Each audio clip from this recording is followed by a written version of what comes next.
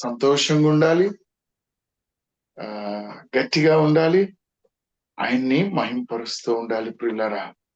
ఎందుకంటే నిన్నటి ఉదయ కాలంలో మనం చక్కనైనటువంటి మాటను విన్నాం. ఏమిటది? యథార్థవంతుల సభ అన్నాం. ఏంటమ్మది? యథార్థవంతుల సభ. యథార్థవంతుల సభ. యథార్థవంతుల సభ అన్నాం. ఆయన నీతి నిత్యము నిలకడగా ఉంటుంది అనేటువంటి మాటను కూడా మనం విని ఉన్నాం ప్రియులరా. ఏ కీర్తనలో నుంచి విన్నాం ఈ మాటలు? 111వ కీర్తన. హల్లెలూయా. 111వ కీర్తనలో నుంచి మనకు ఆనందం కావాలి, ఆయన ద్వారా పరిశుద్ధత, నీతివంతత్వం కావాలి. దేవుని సర్వశక్తి మన కొరకు ఇవ్వబడి ఉన్నది. కనుకనే మనందరం కూడా హల్లెలూయా అనేటువంటి మాటని మరలా చెప్తూ ఉంటాం. హల్లెలూయా అనే మాటకున్న అర్థం ఏంటండి? హల్లెలూయా అనే మాటకున్న అర్థం ఏమిటి? దేవుని స్తుతించుడి. హల్లెలూయా.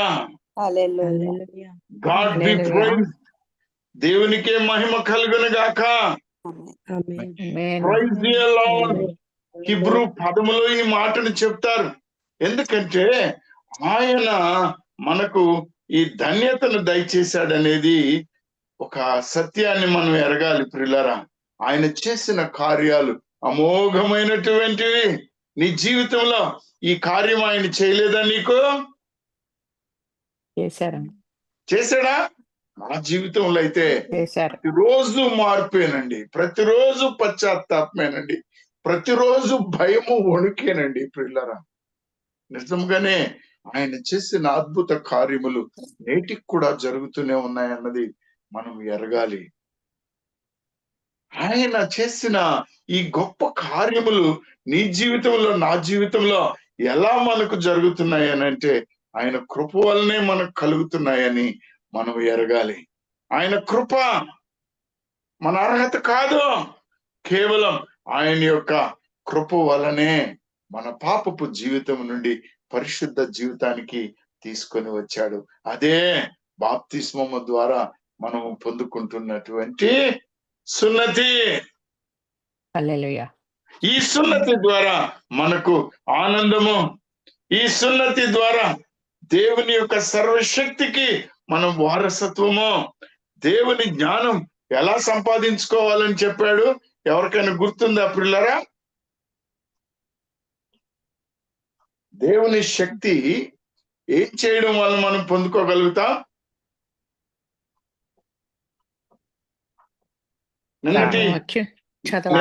నిన్నటి కీర్తనలో చక్కగా సోదరుడు అరుణ్ గారు చెప్పారు, చదివించాడు, ధ్యానం కూడా చేయించాడు. ఆయన యొక్క ఆజ్ఞలు, కట్టడలు నీవు నేను అంగీకరించడం ద్వారా, పాటించడం ద్వారా ఈ ధన్యత మనకు కలుగుతుందని తెలియచేశాడు. మొత్తం ఎన్ని ఆజ్ఞలు ఉన్నాయండి? 2. ఏమిటవి? పూర్ణ హృదయంతోనూ, పూర్ణ ఆత్మతోనూ, ఆయన ఆరాధించాలి, నిన్ను వలె నీ పొరుగు వారిని ప్రేమించాలి. ఇప్పుడు సహోదరులను కూడా ఒకటి యాడ్ చేశాడు దానికి. పొరుగువానితోటి, సహోదరునితోటి పొరుగువాడు. ప్రేమైనటువంటి వాడు. వీటన్నిటిలో కూడా ఉన్నది ప్రేమ, ప్రేమ, ప్రేమ. ఈ ప్రేమను కలిగి మనము జీవించినట్లయితే వాస్తవికంగా బ్రతికినటువంటి వారం అవుతాం మనం. ఎందుకంటే ఈ నిన్నటి మాటల్లోనే ఒక మాట, మొట్టమొదటిది నాకు బాగా ఆనందపరిచినటువంటిది ఏంటంటే యథార్థవంతుల సభ. ఈ యథార్థవంతుల సభలో మనము జ్ఞానం పొందుకోవాలి. ఈ జ్ఞానము ఆయన ఆజ్ఞలను పాటించడం ద్వారా మనకు కలుగుతుంది. ఎందుకంటే ఆయన దయాదాక్షిణ్య పూర్ణుడు, దయాదాక్షిణ్య పూర్ణుడు. ఆ దయాదాక్షిణ్య పూర్ణుడు ఈ ఉదయ కాలంలో మన మధ్యలో ఉన్నాడని నేను నమ్ముతున్నాను. అందరం ఒకసారి మళ్ళొకసారి హల్లెలూయా చెప్దామా? హల్లెలూయా. మార్కు సువార్త 11వ అధ్యాయము 12వ వచనం నుంచి ఒకసారి చూద్దామమ్మా. మార్కు సువార్త 11వ అధ్యాయము 12వ వచనం నుంచి చదవండి తల్లి. 12వ వచనం. ఉమ్.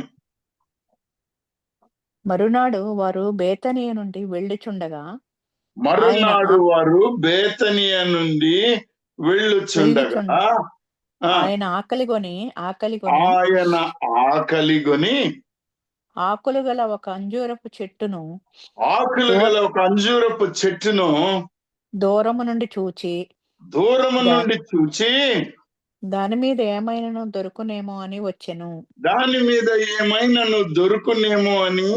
వచ్చెను. దాని యొద్దకు వచ్చి చూడగా ఆకులు తప్ప మరి ఏమీయూ కనబడలేదు. ఏలైనగా అది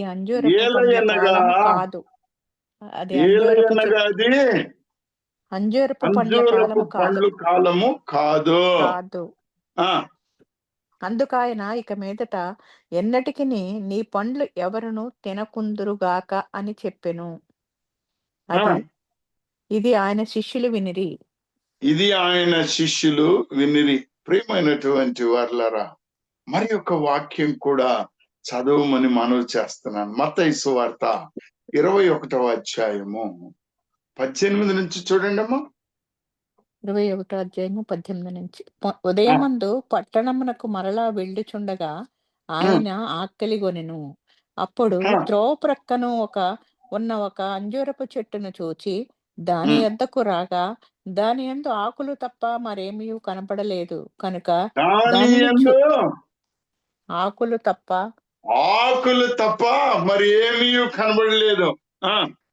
కనుక దానిని చూచి ఇక మీదట ఎన్నటికి నీవు కాపు కాయకుందువుగాక అని చెప్పెను. మరి ఎన్నటికి నీవు కాపు కాయకుందువు. ప్రియమైనటువంటి వాళ్ళరా, నాకు ఒక ప్రశ్న వచ్చిందండి. ఇప్పుడు పండ్లు ఆ కాలంలోనే కదా కాస్తాయి? అవునండి. ఏమ్మా? అవును. ఒక్క నిమిషం ఆలోచనలతోటి ముందుకు వెళదాం. పళ్ళు కేవలం సీజన్ లోనే కదా కాస్తాయి. అవునండి. మామిడి పళ్ళ కాలం ఇప్పుడు ఉందా మనకు? లేదు.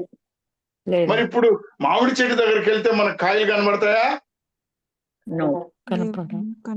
కనపడవు. మరి కాలం కానటువంటి సమయంలో ఈ అంజూరపు చెట్టు ఎలా కాపు కాస్తుంది? ఏమిటి దీనిలో ఉన్నటువంటి అర్థం ఏమిటి అనేటువంటిది ఎవరైనా ఏమన్నా చెప్పగలరమ్మా? నేను చాలా సార్లు దీని మీద ప్రశ్న వేసుకునేవాడిని. టైమ్స్ అండ్ సీజన్స్ అమ్మా, సీజన్స్. అదే ఇట్స్ నాట్ ద సీజన్. దేవుడు ఆజ్ఞాపించాడు. ఏమని ఆజ్ఞాపించాడు?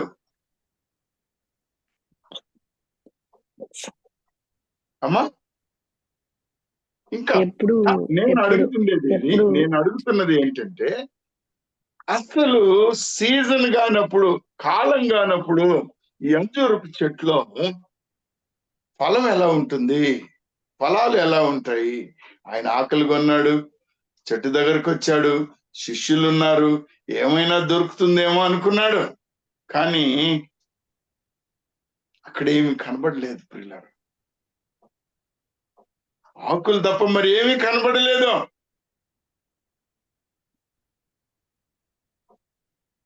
నేను అడిగినటువంటి ప్రశ్న ఏంటంటే, సరే చెట్టుకు ఆకులు ఉండడం సాధారణమే, కానీ ఈ యొక్క చెట్టుకి ఆకులున్నంత మాత్రాన సీజన్ కానప్పుడు ఎలా అక్కడ మీకు పండ్లు కనబడతాయి?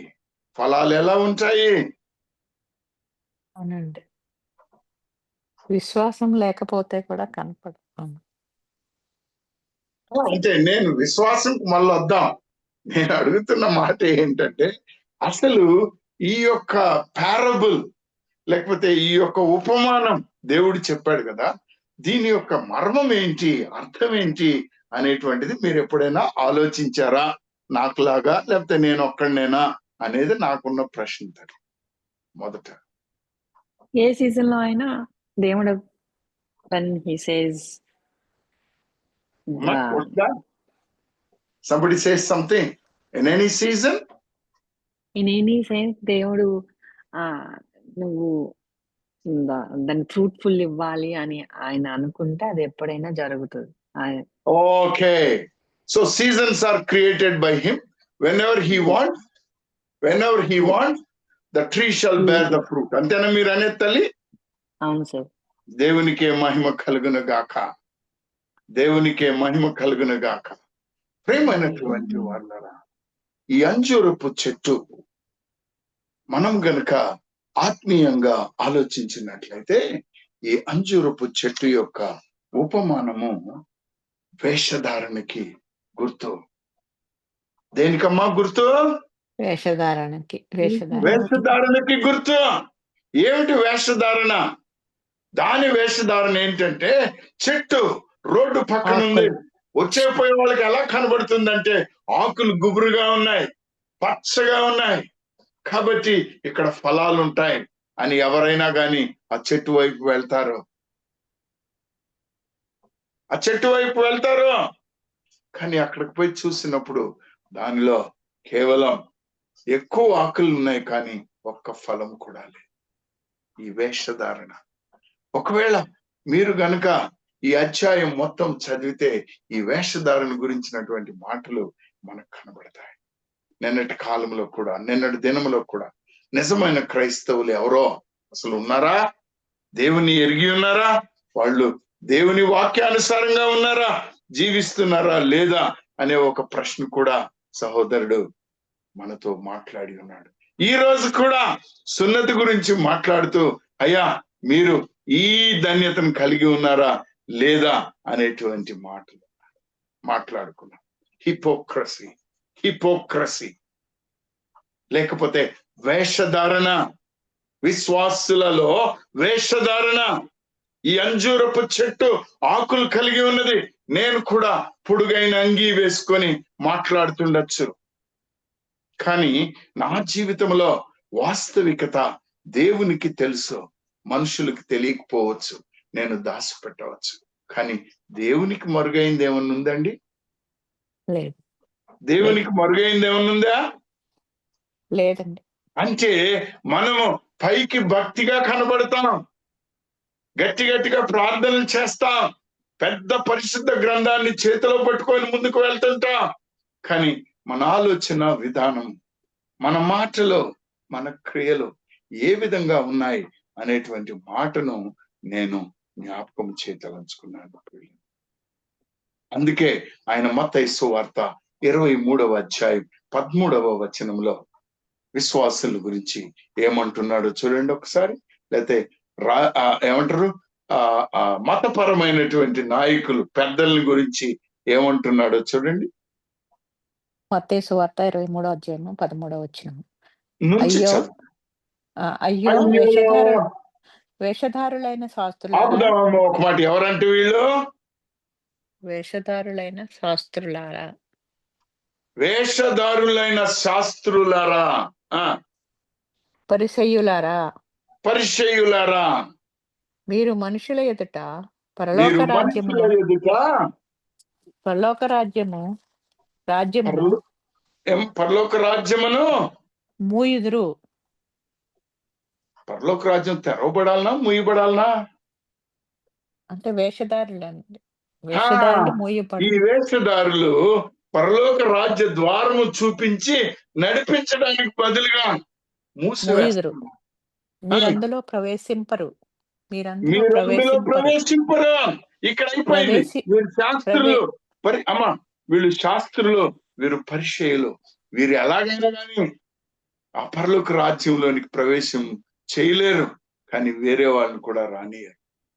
ప్రవేశించు వారిని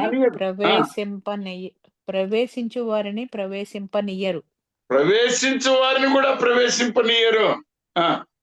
అయ్యో వేషధారులైన శాస్త్రులారా, పరిసయ్యులారా, వేషధారులైన శాస్త్రులారా మరలా చూడండి, అంటే ఈ అధ్యాయంలో మీరు గనుక చదివినట్లయితే అయ్యో అని ఎవరంటున్నారు?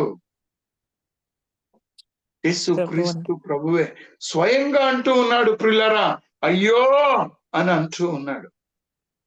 ఆ అయ్యో అనేటువంటి మాటలో ఆయన బాధ, వ్యథ ఎంత ఉందో, ఈ బాధ నీలో నాలో కూడా ఒకవేళ కేవలం మనం పైకి కనబడేటువంటి విధంగా లేకుండా మనం కూడా ఈ వేషధారుల్లాగా ఉన్నామేమో. ఈ వేషధారణ నుంచి మనం ఎలా బయటకు రావాలి? అసలు ఈ వేషధారణకి కారణం ఏమిటి అనేటువంటిది మనం ఒకసారి జ్ఞాపకం చేసుకోవాలని గత వారం మనము రిఫర్మేషన్ సండే అని మాట్లాడుకున్నాం. రిఫర్మేషన్ ఈ వాక్యానుసారము, ఈ వాక్యము తప్ప మరి ఏమీ లేదు. ఈ వాక్యమే సత్యము, సర్వసత్యము. ఈ వాక్యమే జీవము. ఈ వాక్యమే మనల్ని జీవింప చేస్తుంది. ఈ వాక్యమే మనల్ని పుట్టించింది అనేటువంటి సత్యాన్ని మొట్టమొదటి సూత్రంగా మనం చూసుకున్నాం. రెండవది, యేసుక్రీస్తు ప్రభువే మనకు రక్షకుడు, ఈయన తప్ప మరి ఒకరు లేరు అని సత్యాన్ని ఎరిగాం. మూడవది, ప్రముఖమైనటువంటిది, ఈ ధన్యత కేవలము ఆయన కృప వలనే మనకు కలిగింది అన్నటువంటి సత్యాన్ని కూడా తెలుసుకున్నాం. నాలుగవది, ఇది మనకు మన విశ్వాసము ద్వారా వలన కాదు, విశ్వాసము ద్వారా కలిగినది. ఆయన కృప మనకు ఆయన యందలి విశ్వాసము ద్వారా, యేసుక్రీస్తు ప్రభువునందలి విశ్వాసము ద్వారా ఇది కలిగినది అనేటువంటి సత్యాన్ని మనము ఎరిగాం. ఈ లోకములో ఆయన తప్ప వేరొక దేవుడు లేడో, ఆచారాలు అవసరం లేదు. కానీ నిజ విశ్వాసం, వాక్యానుసారమైన జీవితము మనలో ఉండాలని మనం క్లుప్తంగా ధ్యానం చేసుకున్నాం. ఎవరైనా గత వారం రాలేదేమో నాకు తెలియదు, కానీ ఈ మాటలు నన్ను మరీ భయపెడుతూ ఉన్నాయండి. మరీ భయపెడుతున్నాయండి. ఈ యొక్క అంజూరపు చెట్టు ఆకులు కలిగి ఉంది. మనం కూడా, నేను క్రైస్తవుణ్ణి, నేను యేసు ప్రభువుని నమ్ముకున్నాను, నేను గొప్ప భక్తుడిని, మా తాత గొప్ప భక్తుడు, మేము ఈ చర్చి కట్టించాము, నేను గొప్ప కానుకలు ఇచ్చాను. ఎవరికి కావాలండి అవి? నీ హృదయము ఏ విధంగా ఉంది? క్రీస్తు నీలో ఉన్నాడా లేడా? నీవు ఫలిస్తున్నావా లేదా? లేకపోతే ఎలా ఉన్నావో? నీ జీవిత విధానంలో ఆయన ప్రేమ, ఆయన దయ, ఆయన యందలి విశ్వాసము నీలో కనబడుతున్నాయా లేవా? నీవు ఆ అంజూరపు చెట్లో ఏ విధంగా అయితే ఫలాలు లేకుండా ఉన్నాయో, నువ్వు కూడా అలాగే ఉన్నావా? ఇది సీజన్ కాదండి, సీజన్లు అప్పుడు చూసుకుందాంలేండి అంటే కుదరదు. చక్కనైన మాట సహోదరి చెప్పింది. ఏ సీజన్ లోనైనా, ఏ సమయంలోనైనా నీవు ఫలించేటట్టుగా ఆయన నీకు ఆ ధన్యతను దయచేశాడు. ఆయన యొక్క గొప్ప కార్యాలు నీకు అప్పగించి ఉన్నాడు. ఆ ప్రేమ, ఆ దయ, ఆయన యందలి విశ్వాసము నీకు ఫలితాన్ని ఇస్తూ ఉంది. యాకోబు పత్రిక 2వ అధ్యాయము 14 నుంచి 26 వరకు చూడడము. యాకోబు పత్రిక 2వ అధ్యాయము 14 నుంచి చూడడము. యాకోబు పత్రిక 2వ అధ్యాయము 14 నుండి. నా సహోదరులారా, ఎవరిని పిలుస్తున్నాడమ్మా ఇక్కడ? నా సహోదరులారా. క్రియలు లేనప్పుడు ఎవడైనను, హల్లెలూయా. క్రియలు లేనప్పుడు ఎవడైనను తనకు విశ్వాసము కలదని చెప్పిన ఎడల ఏమి ప్రయోజనము? ఏమి ప్రయోజనము? ఇక్కడ గమనించండి ఒక మాట. నీ విశ్వాస క్రియలు ఏమిటి నీకు తెలుసు. 23 వరకు చదువుకోవచ్చు, లేకపోతే 26 వరకు కూడా చదువుకోవచ్చు. నీ విశ్వాసము క్రియారూపకం దాల్చాలి. ఎంతసేపు ప్రార్థన చేస్తున్నా? ఎవరి కొరకు ప్రార్థన చేస్తున్నా? ఒక మాటని నీవు గుర్తెరగాలి. నీ ప్రార్థన దేని గురించి? నా బిడ్డలు, నా భార్య, నా భర్త, నా ఇల్లు, నా ఉద్యోగం, నా ప్రమోషను, నా బిడ్డల పెళ్ళిళ్ళు, నా ఇల్లు కట్టుకోవాలా? ఇప్పుడున్న ఇల్లు చాలు. ప్రియమైన వారు, నీ తండ్రి ఎంత గొప్పవాడో నీకు బాగా తెలుసు. ఈ సర్వ సృష్టి ఆయనది, నువ్వు ఆయన బిడ్డవి, ఆ ఆస్తికి వారసుడివి, వారసురాలివి. ఎందుకు బీదరుపులు ఆడవడము 24 గంటలు? ఎందుకు బీదరుపులో? నీవు నమ్ముకున్న దేవుడు సర్వశక్తిమంతుడు, దయాళుడు, నిన్ను ప్రేమించిన వాడు, తన కుమారుణ్ణి నీ దగ్గరకు పంపించినటువంటి వాడు. ఆయన పొందిన దెబ్బలు, గాయముల చేత నీకు రక్షణ కలిగి ఉన్నది. ప్రియులారా, ఇంత గొప్ప హల్లెలూయా. దేవుడు మనకుండగా ఇంకెవరున్నారండి? ఎవరున్నారు? నీ జీవితంలో ఈ ఫలాలు ఉన్నాయా? ఏమిటా ఫలాలు? గలతీయులకు రాసిన పత్రిక 5వ అధ్యాయము 22 నుంచి 23 దాకా చూసుకుందాం ప్రియులరా. గలతీయులకు రాసిన పత్రిక 5వ అధ్యాయము 22, 23. 22, 23. అయితే ఆత్మఫలం ఏమనగా, ఇక్కడ చూడండి ప్రియులరా, నేనేమన్నాను? ఈ యొక్క అంజూరపు చెట్టు నీ విశ్వాసానికి, నీ జీవన విధానానికి, విశ్వాస జీవితానికి ఒక మాదిరిగా దేవుడు ఇక్కడ చెప్పాడు అన్నది సత్యము. ఆయన ఆకలయ్యి అక్కడికి వెళ్ళలేదు. శిష్యులు దీనిని చూచిరి అని అంటారు. శిష్యులు దీనిని చూసిరి అని అంటారు. ఇప్పుడు మీరు నేను విశ్వాసులముగా, ఆయన శిష్యులుగా ఈ సత్యాన్ని ఎరగాలి. ఈ చెట్లో, అంటే ఈ శరీర చెట్లో, ఈ ప్రయాణము విశ్వాస జీవితంలో ఇవి నీలో నాలో ఫలిస్తున్నాయా లేదా ఒక్కసారి చూడాలి. లేకపోతే వేషధారణే. ఈ వేషధారణ నుండి బయటకు రావాలి. మనం ఈ వేషధారణ నుండి బయటకు రమ్మా అని దేవుడు మరలా మనల్ని పిలుస్తున్నాడు. చూడు తల్లి, చదువమ్మా. అయితే ఆత్మఫలం ఏమనగా, ఆత్మఫలం ఏమనగా ప్రేమ, సంతోషము. అమ్మా, ప్రేమ మొదటి ఆజ్ఞలో, 2వ ఆజ్ఞలో, 3వ ఆజ్ఞలో ఏం కనబడింది? దేవుని పూర్ణాత్మతో ప్రేమించమన్నాడు. నువ్వు దేన్ని ప్రేమిస్తున్నావు? నీ పని ఏమిటి? ఈ లోకం, డబ్బు, ధనం, బంగారం, నీ యొక్క ముఖ కవళికలు, ప్రియులారా, ఇవన్నీ వేషధారణ. బయటికేమో చెప్తున్నా, నేను క్రైస్తవురాలు, నా దేవుడు సజీవుడు, సర్వశక్తిమంతుడు, అద్భుత మహాద్భుతములు చేయుచున్నవాడు. మాటల్లోన నీ విశ్వాసములను, దానికి తగిలిన ఫలం ప్రేమ నీలో ఉందా? 2వది చూడమ్మా, సంతోషం. ఎప్పుడు దుఃఖంతోటి బాధ, అయ్యా నా కష్టాలు 1 కాదు 2 కాదండి, ఈ ఊరికి చెప్పుకోవాలండి. ఒకవేళ ఈ భూమి ఉన్న పేపర్లన్నీ తీసుకొచ్చి నా కష్టాలు రాయమంటే ఎక్కడ కనబడవు. మీరు చాలా ఆనందించే పాటలు ఏంటో తెలుసా? బాగా ఆనందించే పాటలు ఏంటో తెలుసా? దేవుని పాటల్లో కూడా కష్టాల గురించి ఎవరన్నా రాశారనుకో, ఆ పాట చాలా హ్యాపీగా అనిపిస్తుంటది. దేవుడు నీకు ఆనందమైనటువంటి పంట ఇచ్చాడండి, ఫలాన్ని ఇస్తున్నాడు ఆయన, సంతోషము. కానీ నీవు దుఃఖంలో ఉండడానికి ఆనందపడుతున్నావు. శరీరము కుళ్ళి కుషించినను, ఏదో పాట పాడతారు కదండి,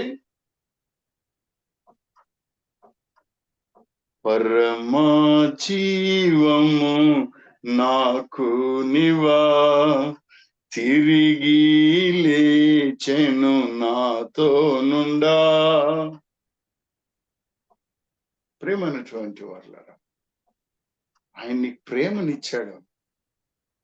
సంతోషం. శరీరము కుళ్ళి కృషించినను అనేటువంటిది నీకు సంతోషాన్ని కలిగిస్తుందా? నీ శరీరం కుళ్ళిపోవడము, కాదండి. నీ ఆస్తి అంతస్తు పోవడము, నీ పిల్లలు నిన్ను విడిచిపెట్టడం నీకు సంతోషాన్ని ఇస్తుందా? సరే, ఎవరైనా కొందరు భక్తులు రాసుకొని ఉండొచ్చు, కానీ నీవు మాత్రం ఈ సత్యాన్ని ఎరుగు. ఆయన నీకు ప్రత్యేకముగా సంతోషాన్ని అనేటువంటి ఫలాన్ని ఇచ్చాడు. నీవు అంజూరపు చెట్టువి, నీలో సంతోషము ఉండాలి ఎప్పుడో. Praise the lord brother. ఏంటమ్మా ఈ కష్టమైందంట? ఆయనకే మహిమ బ్రదర్, ఆయన చూసుకుంటాడు. ఆయన ఉంటే నాకేముంది? ఈ విశ్వాసము నీలో ఈ ఫలముగా ఎదగాలన్నదే నా ఆశ. రెండవ మాట చెప్పండి అమ్మా. సంతోషము, సమాధానము. ఇక్కడ చూడండి, సమాధానం. ఈ సమాధానం నీలో ఉందా? అవతల వాడు ఏదో ఒకటి అన్నాడు, వాడు లవ్ అన్నాడు, నేను బౌ అనాలా? వాడిని తిట్టాలా? వాడిని అవమానపరచాలా? ప్రియమైన వాళ్ళారా, ఇది సమాధానమా? ఈ సమాధానం అనేటువంటి ఫలము నీలో ఉందా? ప్రేమ ఫలం, సంతోష ఫలం, సమాధాన ఫలం. ఏమిటండి ఈ ధన్యత? ఎంత ధన్యత! ఇది నీలో ఉందా? ఇంకా తల్లి, దీర్ఘశాంతము. నీకు దీర్ఘశాంతం ఉందా? రాణి దయాళుత్వము. కాదు, రాణి ఏమనుకుంటున్నాడు మా ఆయన? ఆయన అంతు తేలుస్తా. రాణి తిరిగి రాని, మా ఆవిడని రాని, మా అత్తని రాని, ఆయన బంధువుని కనబడి, ఆడు కనబడి. ప్రియమైన వాళ్ళ దీర్ఘశాంతము, యేసుక్రీస్తు ప్రభువు యొక్క శిలువ యాగములో ఆయన పడిన కష్టాలు, ఆయన శరీరము ఎలా సాళ్ళుగా దున్నబడింది, కొరడాలతో కొట్టబడింది, ఉమ్మి వేసి అవమానపరచబడ్డాడు. ప్రేమైన వాళ్ళరా, దైవమే శరీరధారి మన మధ్యలోనికి వచ్చాడు, మన ఏడల ప్రేమను చూపాడు. అది నిజమైన దీర్ఘశాంతము. ఆ దీర్ఘశాంతము నీలో ఎంతవరకు ఫలిస్తుందో, అదే అంజూరపు చెట్టు నీలో ఉందో లేదో చూసుకో. దయాళుత్వము. దయాళత్వము. ఒకరోజు మనం ఒక మాట అనుకున్నాను నేను నా మనసులో, నాకైతే మీరు కూడా ఆలోచించవచ్చు దీని గురించి. ఒక సెకండ్ పైకి వస్తున్నా. ఇక్కడున్నది మొదట ప్రేమ, రెండవది సంతోషము, మూడవది సమాధానము, నాలుగవది దీర్ఘశాంతం, ఐదవది దయాళత్వము. ఈ 5 రాసుకొని నిన్న పొద్దున్న నుంచి ఈ పొద్దున్న దాకా నేను ఏం ప్రేమ చూపించాను? ఎవరి ఎడల ప్రేమను చూపించాను? ఎవరి ఎడల సంతోషించాను? డబ్బుల్లోనా, బంగారంలోనా, అందంలోనా, కులంలోనా, మతంలోనా, నా హోదాలోనా, ఉద్యోగంలోనా, పొజిషన్లోనా, దేవునిలోనా, ఈ సర్వసత్యమైన నిత్య వాక్యంలోనా, దేనిలో నేను ఆనందిస్తున్నాను, సంతోషిస్తాను? ఈ లోక ఆశలు, శరీరాశ, నేత్రాశ, జీవపు డంబంలోన నిన్ను నీవు పరీక్షించుకున్నట్లయితే ఆ అంజూరపు చెట్టు ఆకులు కలిగి ఉంది. క్రైస్తవుణ్ణి అని గట్టిగా చెప్తాను నేను, వాక్యం చెప్తున్నాను అన్నది కూడా లోకానికి తెలుసు. కానీ నీ బ్రతుకు, నా బ్రతుకు ఎలా ఉందో అందరికన్నా ఆ దేవునికి ముందు తెలుసు, తర్వాత నీకు కూడా బాగా తెలుసు. నాకు కూడా నా గురించి బాగా తెలుసు. నన్ను నేను సరి చేసుకోవాలన్నదే ఈ వాక్యములో ఉన్నటువంటి మూలాంశం. కానీ దీన్ని ఇలాగే పెట్టి అన్ని వాక్యాలు విన్నాం, ఇది కూడా ఒక వాక్యం కానీ అయిపోయింది, మళ్ళీ ఒక ఆదివారం వస్తాం. ప్రియమైన వారులారా, నీలో మార్పు కలగాలి అనేటువంటి మాట, నీ మార్పు క్రియల ద్వారా ఉండాలనేది ఒక మాట. ఆ ధన్యతను నువ్వు ఎరగాలని నేను ఆశపడుతూ ఉన్నాను. మత్తయి సువార్త 7వ అధ్యాయం 16వ వచనం నుంచి చూడండి. మత్తయి సువార్త 7వ అధ్యాయం 16 నుంచి 16 నుంచి 16. వారి వారి ఫలముల వలన మీరు వారిని తెలుసుకొందురు. వారి ఫలముల వలన మీరు వారిని తెలుసుకొందురు. ముండ్ల పొదలలో ద్రాక్ష పండ్లైనను ముండ్ల పొదలలో ద్రాక్ష పండ్లైనను పల్లేరు చెట్లను అంజూరపు పండ్లైనను ఆ, కోయుదురా. ఆ, అలాగు ఈడ ఈ ప్రశ్న నీకు నాకు, నీలో ప్రేమ లేకపోతే ప్రేమను ఎలా కొయ్యగలుగుతాం?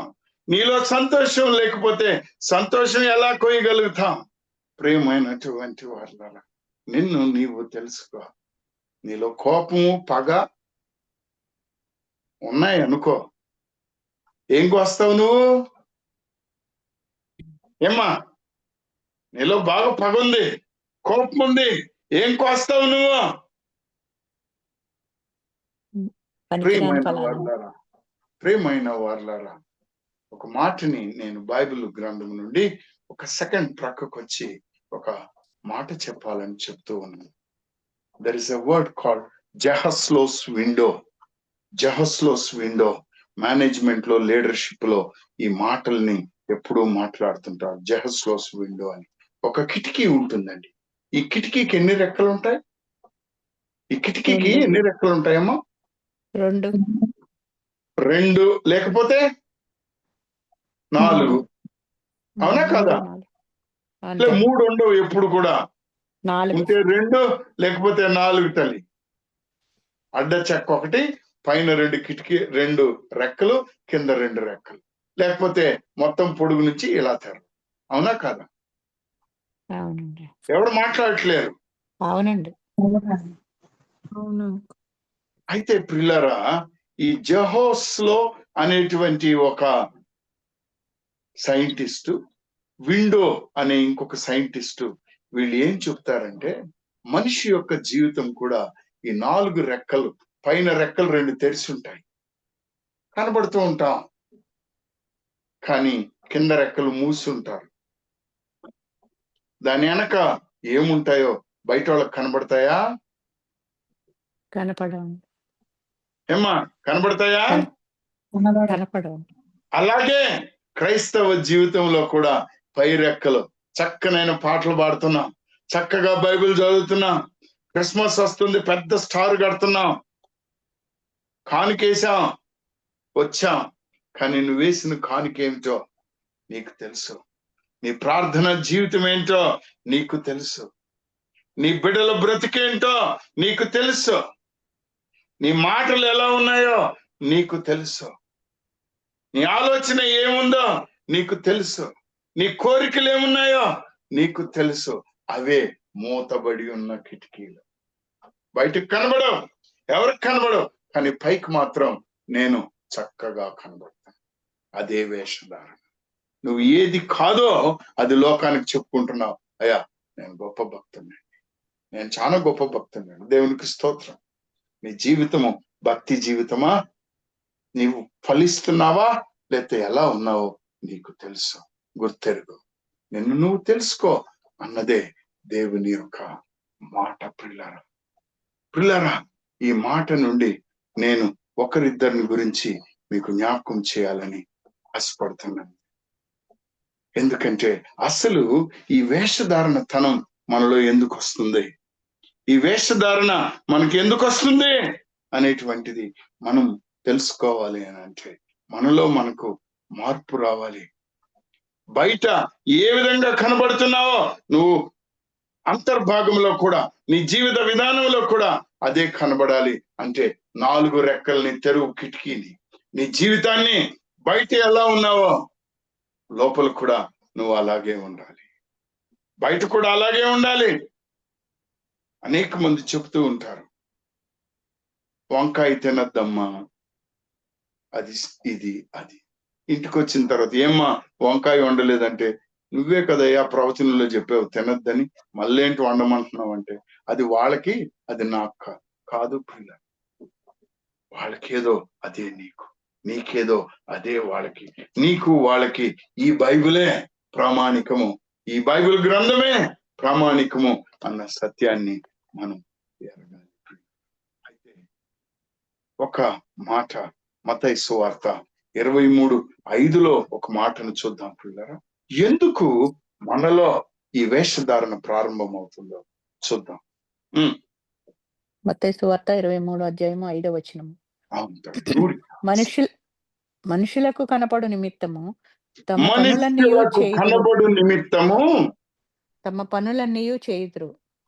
తమ పనులన్నీ చేయుదురు. మనుషులకు కనబడాలి. పోటీ తత్వం. మనుషులకు కనబడాలి. నేను తప్ప ప్రార్థన చేయగలిగిన వాళ్ళు ఈ గ్రూప్ లో ఎవరు లేరండి. నేను తప్ప ఇంకెవరు బైబిల్ నాలాగా చదవలేరండి. నేను తప్ప ఎవరు పాటలు పాడలేరండి. ప్రియులారా, దేవుడిచ్చిన తలాంతిని ఆయన పరిచర్యకు వాడడంలో సంతోషమే. కానీ ఇందులో పోటీ తత్వం అక్కర్లేదు. మనుషులు చూడక్కర్లేదు. ఆయన నీకేం చెప్పాడో ఆ ఒక్క పని చెయ్యి. నువ్వు అడిగావా నీ జీవితంలో? నువ్వు క్రైస్తవురాలివి. ఎన్నేళ్ల నుంచో పుట్టుక నుంచి క్రైస్తవులు ఉన్నవాళ్ళు ఉన్నారు. మా తాత క్రైస్తవుడు, మా అమ్మ క్రైస్తవుడు అనేటోళ్ళు ఉన్నారు. మా నాన్న క్రైస్తవుడు కాదు, హిందువుడి నుంచి క్రైస్తవుడు అయ్యాడు. మా తాత క్రైస్తవుడు కాదు, మేము హిందువు కుటుంబం నుంచి వచ్చాం. మా నాన్నగారి పేరు ఈశ్వరయ్య, మా అమ్మ కామాక్షమ్మ. పిల్లరా, అయినా 40 ఏళ్ళు దాటిపోయాయి, 50 ఏళ్ళు దాటిపోయాయి, 60 ఏళ్ళు దాటిపోయాయి క్రైస్తవ్యంలో.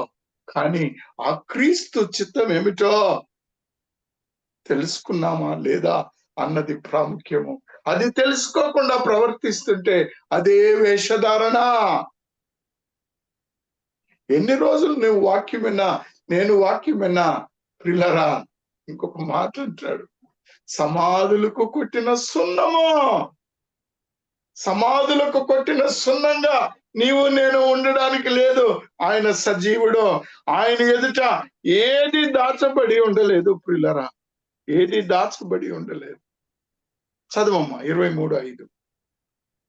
మనుషులకు కనబడు నిమిత్తము తమ కనబడు నిమిత్తము తమ పనులన్నీయు చేయుదురు.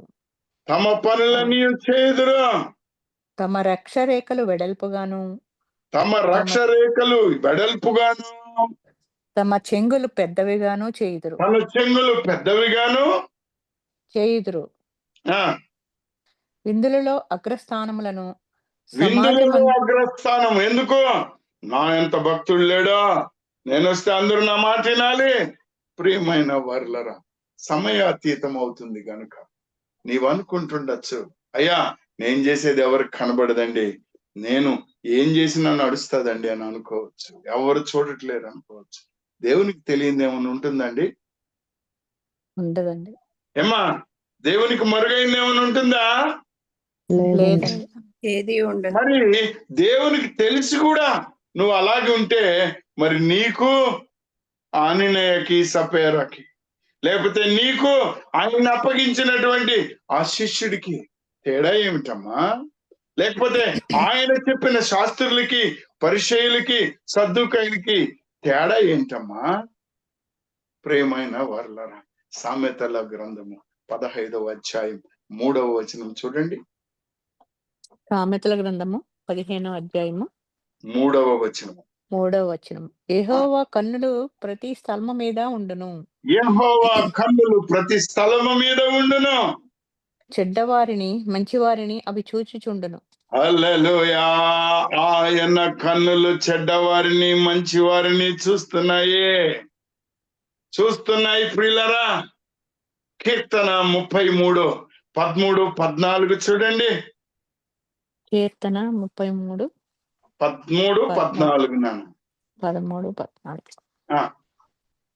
యెహోవా ఆకాశములో నుండి కనిపెట్టుచున్నాడు. యెహోవా ఆకాశములో నుండి కనిపెట్టుచున్నాడు. ఈయనే ఆకలిగా ఉన్నాడు, ఇక్కడ ఏమైనా దొరుకునని వెళ్ళాడు. అక్కడికి ఆకులు చూశాడు, ఆ భ్రమ కలిగింది. అక్కడ ఓ బ్రహ్మాండంగా ఆకులున్నాయి, ఫలాలు కూడా బాగుంటాయి, ఫలిస్తుంది ఈ వృక్షం అనుకుని అంజూరపు చెట్టు దగ్గరికి వెళ్ళాడు. కానీ అక్కడ ఏమీ లేవు. చదువుతాలి.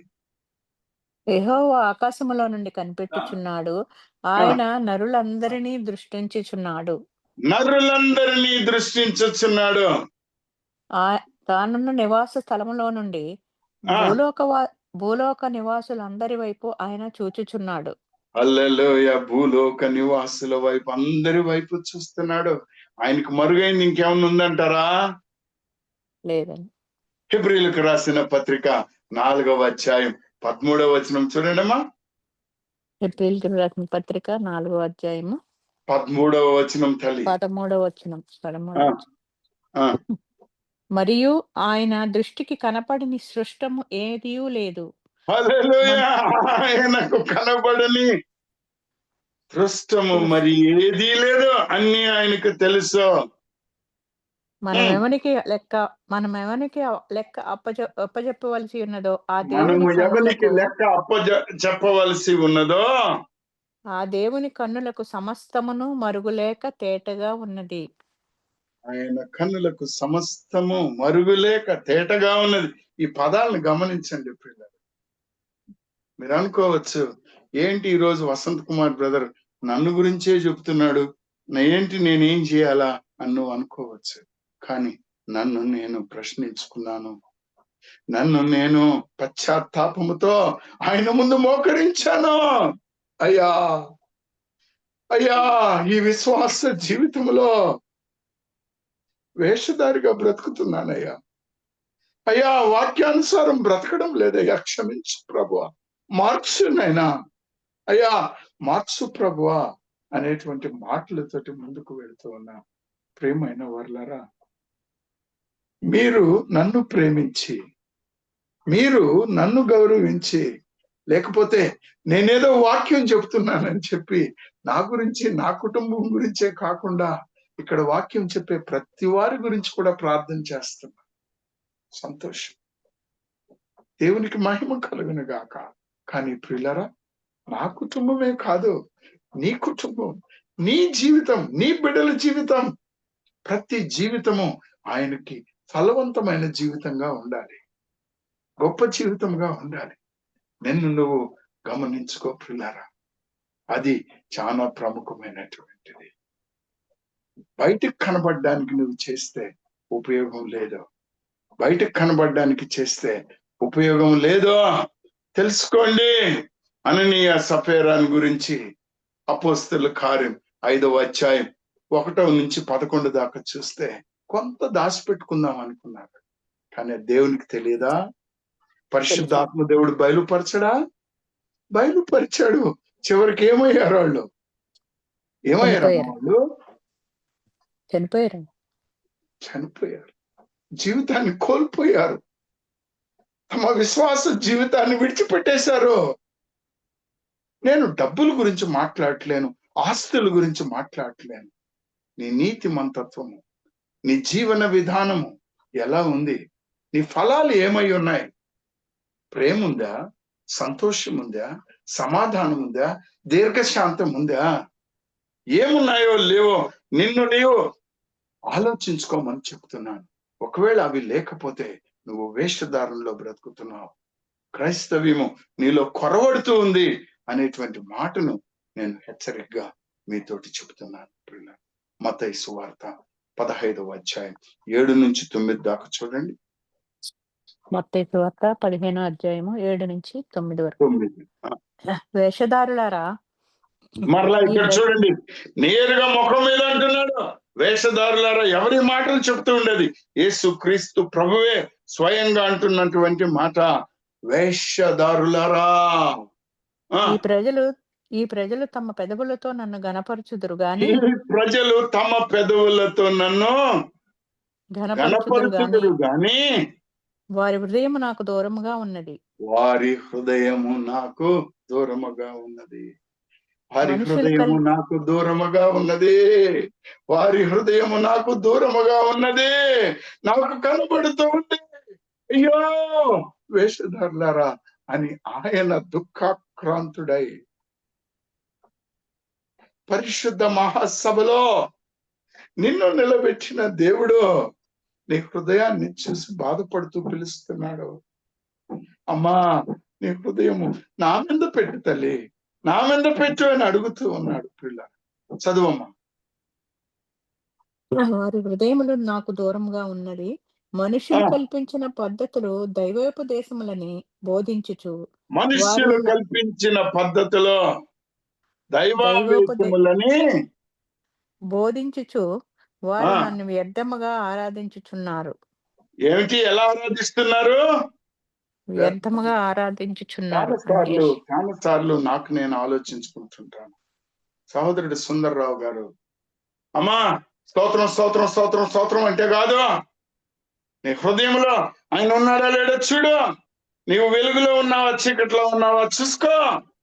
ఒకవేళ నీలో చీకటి ఇంకా ఉంది, నీవు ఆయన స్వరం వినట్లేదంటే ఇంకా నీలో ఏం పాపదోష అపరాధాలు ఉన్నాయో చూసుకో. క్షమాపణ కోరుకో. ఆయన రక్తంతో కడబడు.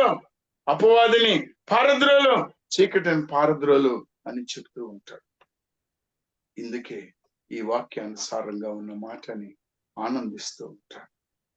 మనల్ని మనం క్షణక్షణం పరిశీలించుకోవాలి. యెషయా గ్రంథం 29వ అధ్యాయం 13వ వచనం చూడండమ్మా.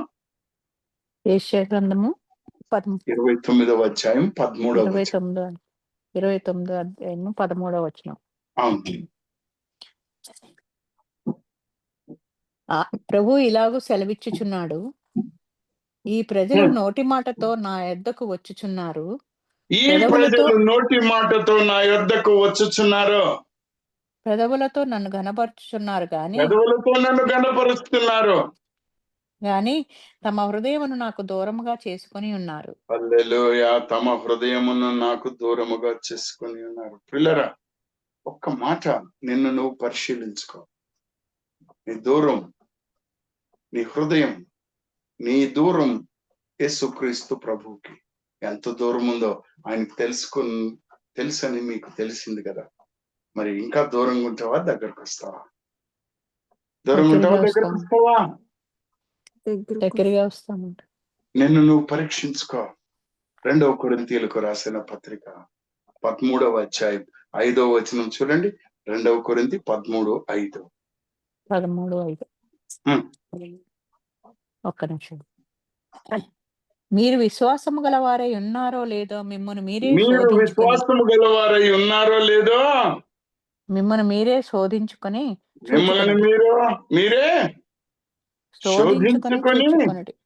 చూచుకొనుడి.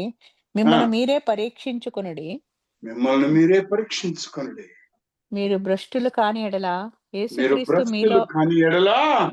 యేసుక్రీస్తు మీలో ఉన్నాడని మిమ్మల్ని గూర్చే మీరే ఎరుగరా. హల్లెలూయా. మనల్ని మనం పరీక్షించుకునే సమయం. రోమీయులకు రాసిన పత్రిక 12:2. రాసిన పత్రిక 12:2. ఒక్క నిమిషం.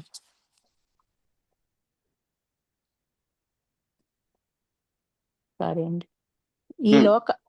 మీరు ఈ లోక మర్యాదను అనుసరింపక ఉత్తమమును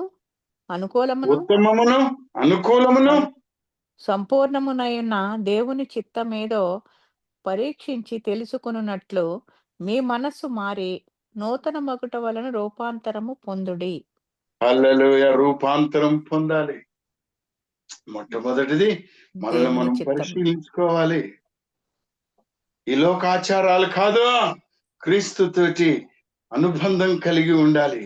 ఆయన వైపు తిరగాలి, ఫలించాలి.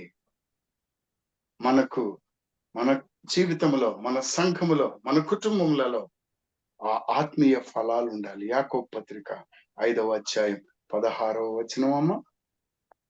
యాకోబు పత్రిక 5వ అధ్యాయము 16వ వచనం.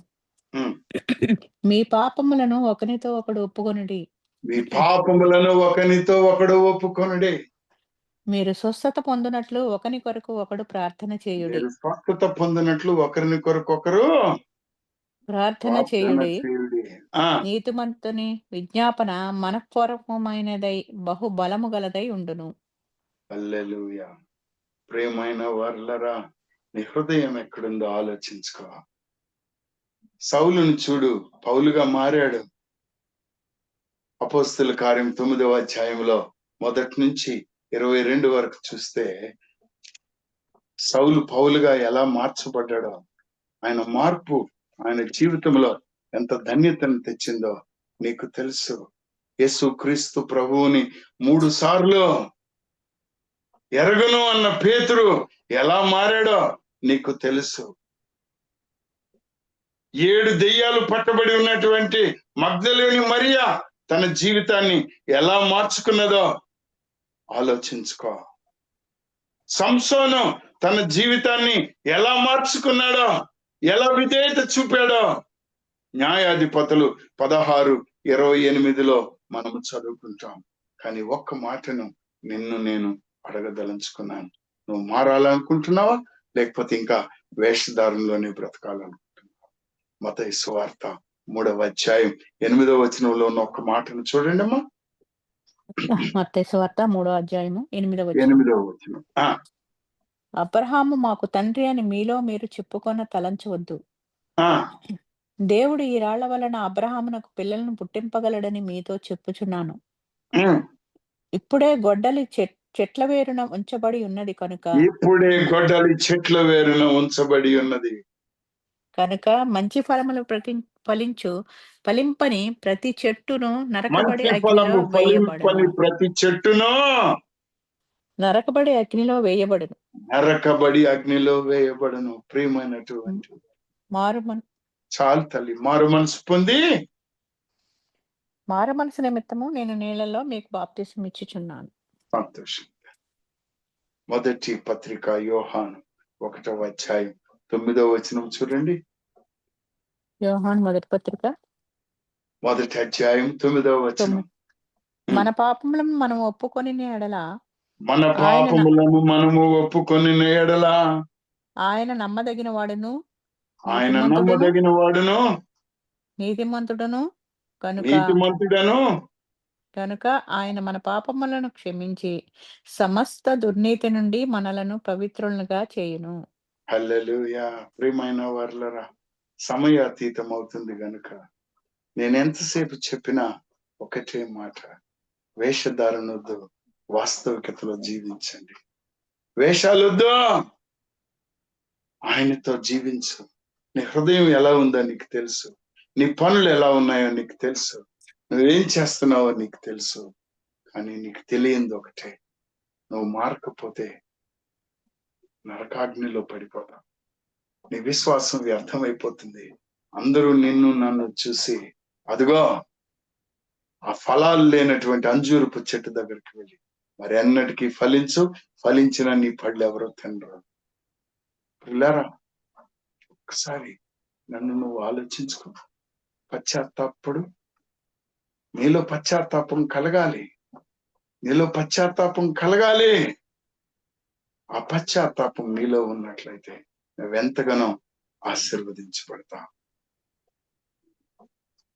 లేకపోతే వేషధారంలోనే నేను ఉంటాను అనుకుంటే వేషధారంలోనే ఉండు, కానీ నరకబడతావు.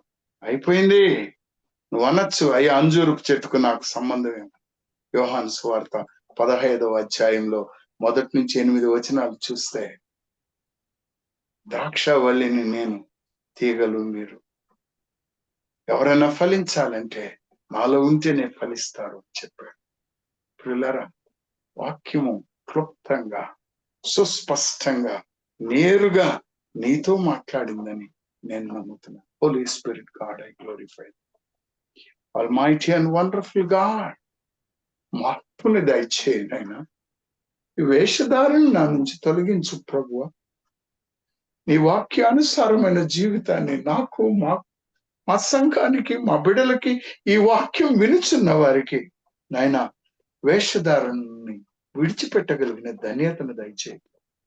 పశ్చాత్తాపముతో నీ పాదాల చెంత చేరి అడుక్కుంటాను. సహాయం చేయండి ప్రభువా. మీరే మహిమ ఘనతలు పొందుకోమని అడుక్కుంటుంది. తండ్రి, ప్రతి బిడ్డ ఏ అవసరతలతో ఉన్నదో పరిశుద్ధాత్మ దేవుడు అన్నీ ఎరిగి ఉన్న దేవుడివి, దయచేస్తున్న దేవుడివి, మహత్కార్యములు అద్భుతములు చేయుచున్న దేవుడివి. నా విశ్వాసము కొదువై ఈ లోకంలో ఇంకా పడి కొట్టుమిట్టాడుతున్నాం. ప్రభువా, మమ్మల్ని క్షమించండి. మా దేవా, మా జీవితములను శుద్ధి చేసి నిజమైన జీవితాన్ని మేమేమై ఉన్నామో అవి చెప్పండి. ప్రభువా, మా దినములు లెక్కించుట మాకు నేర్పించండి. ఎందుకంటే నీ రాకడ అతి సమీపంలో ఉన్నదయ్యా. ఈ వేషధారణ వ్యర్థమయ్యా. నా ప్రభువా, మమ్ములను మేము తగ్గించుకుంటే నువ్వు హెచ్చిస్తావయ్యా. మమ్ములను మేము తగ్గించుకుంటూ మీరే మహిమ తెచ్చుకోమని ఉదయ కాలంలో ఎన్నికలేని నన్ను నిలబెట్టి మీ మాటలను మీ బిడ్డలకు అందించారు. నా మాటల్లో బలం లేదు, శక్తి లేదు, కానీ నీ వాక్యంలో బలము, శక్తి, జీవం ఉందయ్యా. నన్ను మార్చగలిగిన శక్తి ఉందయ్యా. ప్రభువా, విన్న వాక్యము ఫలించినట్లు పరిశుద్ధాత్మ దేవుడా మీరే కృప మాకు అనుగ్రహింపచేసి మా విశ్వాసాన్ని బలపరిచి నీ బిడ్డలుగా మార్చుకున్నందుకు మీకు స్తోత్రములు చెల్లిస్తూ యేసు క్రీస్తు ప్రభు పరిశుద్ధ ప్రశస్త శక్తి గలను బ్రతిములాడి వేడుకొనొచ్చు మా తండ్రి. ఆమేన్. ఆమేన్. ఆమేన్. ప్రభు నేర్పిన ప్రార్థన అండి. పరలోక